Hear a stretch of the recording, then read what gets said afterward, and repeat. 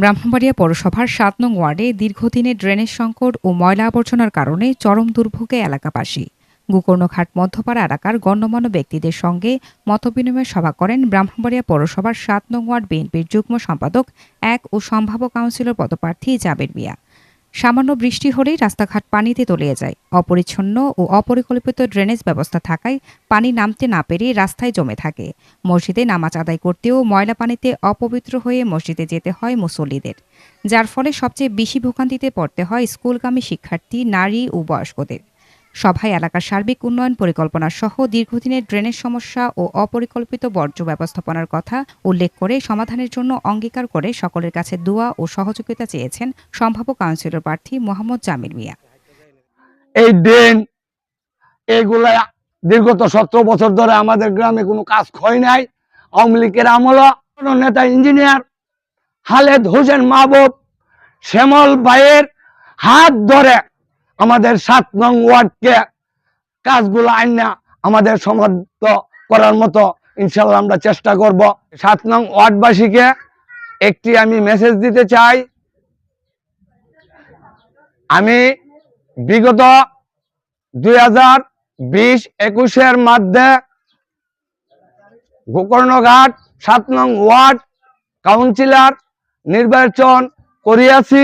সামনের নির্বাচনের 7 নং ওয়ার্ডের কাউন্সিলর পদপ্রার্থী হিসেবে আমি আপনাদের কাছে দোয়া চাই এবং সহযোগিতা চাই। জামির মিয়া বলেন, আমার বাবা গোকর্ণঘাট বাজারের সাবেক সাধারণ সম্পাদক ও বিশিষ্ট সালিশকারক মরহুম আব্দুর রাজ্জাক সর্দার এই গ্রামের উন্নয়নে কাজ করেছেন। আমি তার দেখানো পথ অনুসরণ করে এলাকার সার্বিক উন্নয়নে এগিয়ে নিতে চাই।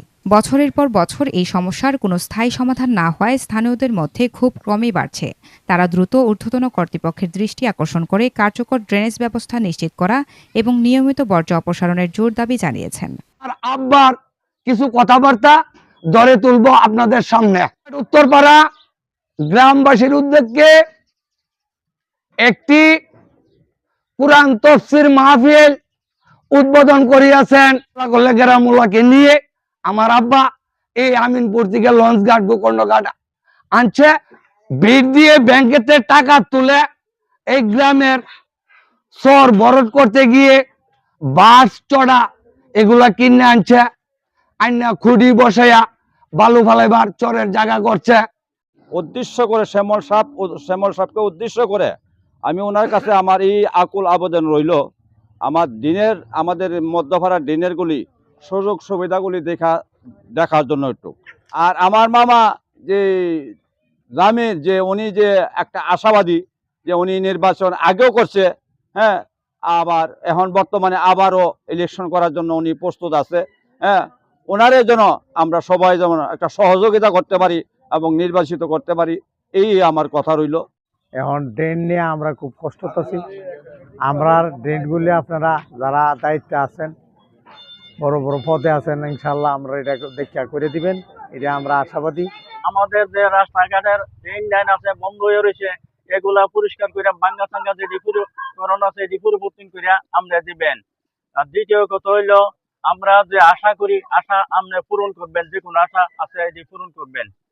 আর দ্বিতীয় কথা হইলো, মনে করেন যে আমরা যে জায়গা বাস করি এ জায়গাতে পানি টানি সরে না, এগুলা কিভাবে সরবো এই চিন্তাধারা নিয়ে আপনারা শেষ করে দেবেন বা এটা পরিবর্তন করে দেবেন। ভয়াবহ অবস্থা, আমরা হাঁটতে পারি না, চলতে পারি না। আমরা এই ড্রেন ডুন একটু পরিবর্তন করলে ইনশাল্লাহ আমরা একটু শান্তি পাবো। জামির কাহা যে পরিস্থিতি করছে আপনার লেগে বহুত যথেষ্ট হাঁটাহাঁটি করতেছে। উনি যেমন ইনশাল্লাহ ইলেকশনের দ্বারা উনি যেমন পাস করে সবাই একটু উনি হেল্প করবে। প্রার্থীরা জামির মিয়া ইলেকশনও দাঁড়াইছিল, আবার দাঁড়াইবার লেগে আশা করতেছে। আমরা যেন তার সামনে চেষ্টা করে আমরা তার শ্রম দিয়ে তার জন্য তার একটা আল্লাহ দিলে তার যেমন কমিশনারের দায়িত্ব পা, এটা আমরা চেষ্টা করুন। আপনারা সবাই দোয়া করবেন।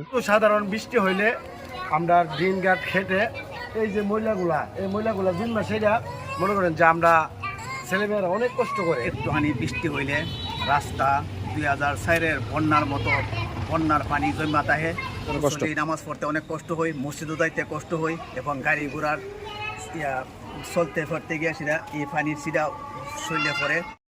জাতীয় টিভি নিউজ ডেস্ক।